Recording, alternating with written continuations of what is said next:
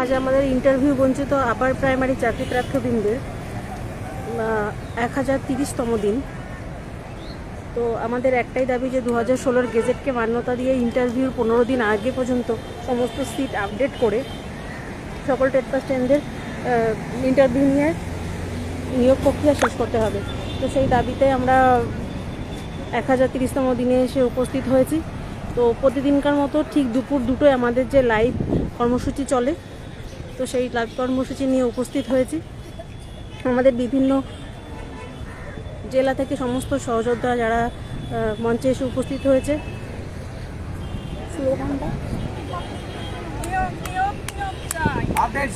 তো সেই সহযোদ্ধাদের কাছে আমরা যাবো, তাদের দাবির কথাটা শুনবো।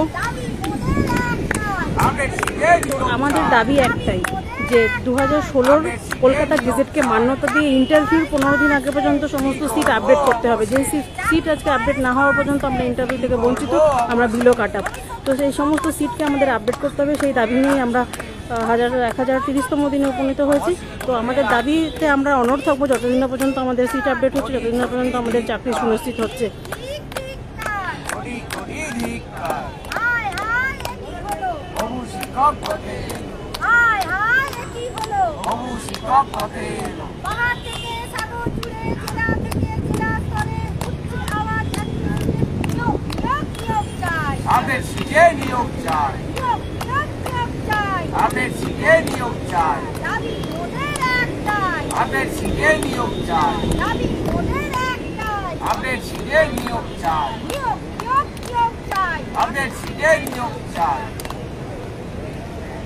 এক এক করে আমাদের সহযোগিতার কাছে যাবো। তো প্রথমে সমাজের কাছে যাচ্ছি। বলো, তোমার দাবিটা বলো। আমাদের মূল দাবি যেটা 83 রুলস মেনে ইন্টারভিউয়ে 15 দিন আগে পর্যন্ত যত সিট আপডেট আছে সেই সিটগুলো আপডেট করে আমাদের অবিলম্বে চাকরিতে নিয়োগ দিতে হবে। কিন্তু গভর্নমেন্ট তো কিছুই সেই নোটিফিকেশান দিল, কিন্তু সেই কোনো কিছু নিয়ম মানলো না। তাহলে এখন গভর্নমেন্টই মানছে না, তাহলে আমাদের কি করণীয় উচিত? আমাদের ঘরে বসে থাকলে হবে না, আমাদের আন্দোলনেই ঝাঁপাতে হবে। সেই জন্য সবাইকে বলবো যে মঞ্চ ফাঁকা না রেখে আর তোমরা মঞ্চে এসো এবং আমরা নতুন করে আন্দোলনে ঝাঁপাই। নইলে আমাদের তো দাবি, আমাদের যদি চাকরির দরকার না থাকে বলে দাও যে আমাদের চাকরির দরকার নেই, কিন্তু যাদের চাকরির দরকার আছে, খুব দরকার, তারা এইভাবে বাড়িতে না বসে থেকে মঞ্চে এসো এবং আন্দোলনে ঝাঁপিয়ে পড়ো। এইভাবে আন্দোলন না করলে কোনো কিছু হকের চাকরি আশা করো না, আন্দোলন করতে হবে। হ্যাঁ, সমাধিকে একটু দেখাবো। সমাধি পা ভাঁজ করেও বুঝতে পারছে না, সে তার পায়ে সমস্যা রয়েছে, সেই নিয়েও সে উপস্থিত হতে পেরেছে। তাহলে বাড়িতে বসে যারা লাইভটা দেখছো তারা অবশ্যই আসতে পারবে সুস্থ শরীর নিয়ে। তো আরেকজন প্রার্থীর কাছে যাবো।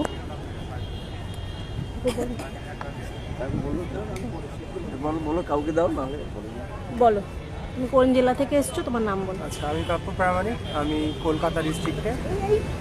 আজকে মঞ্চের আমাদের 1030তম দিন।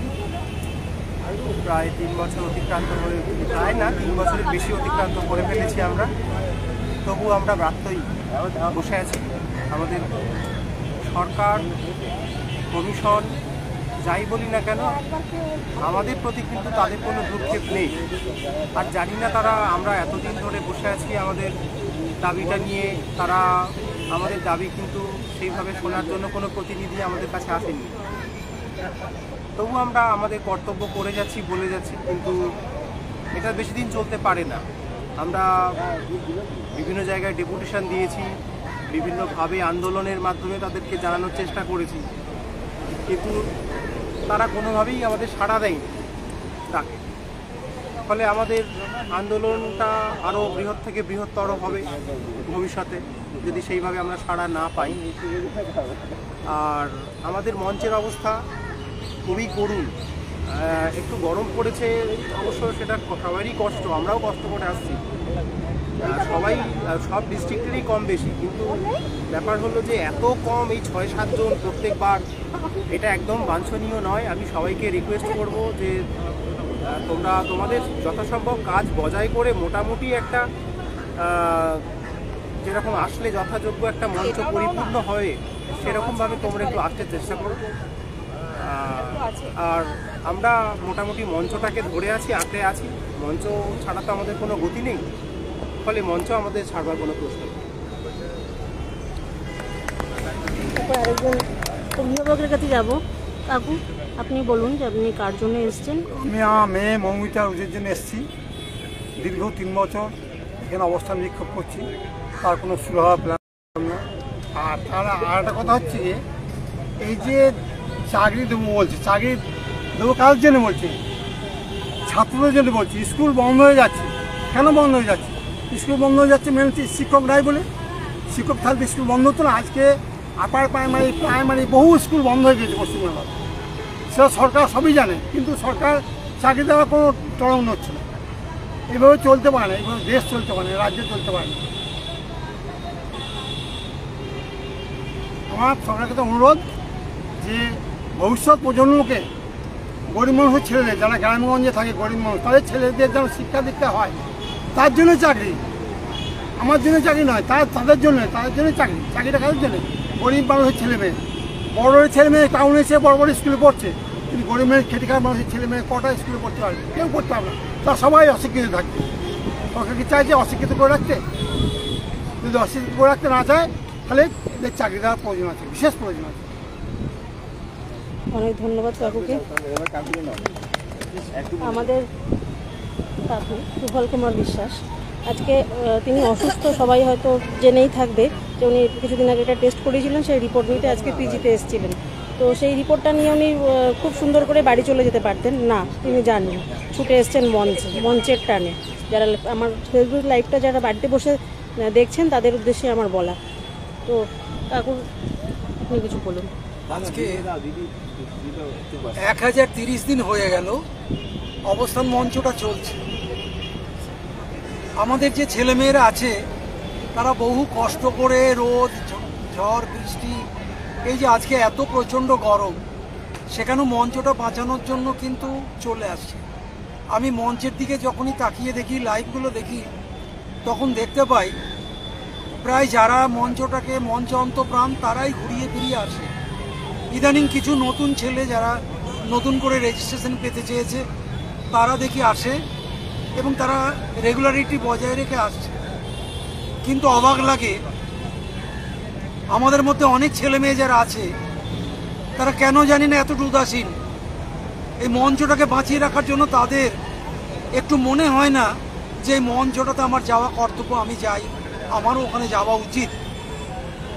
কেউ বা কারা আসছে, মঞ্চটা তারা বাঁচিয়ে রাখছে, আমার বাড়িতে বসে থাকলেও চলবে, এটা কিন্তু অভিপ্রেত নয়। আইন আদালত যেখানে শেষ, আমি বলে রাখছি শেষ পরিণতি কিন্তু এই শহীদ মাতঙ্গিনী হাজরার পাদদেশ। এটা অবশ্যই অবশ্যই অবশ্যই এই পাদদেশ একদিন কিন্তু তার ভবিষ্যৎ নির্দেশ করবে।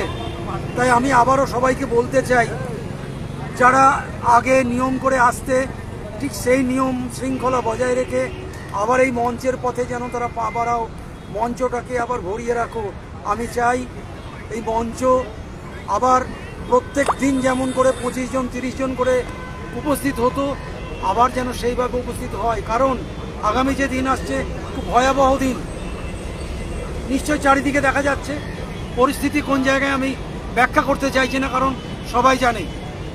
এই মঞ্চের মাটিতে বসে থাকলে সেখান থেকে একটা ভবিষ্যৎ কিন্তু ব্যবস্থাপনা আসবেই।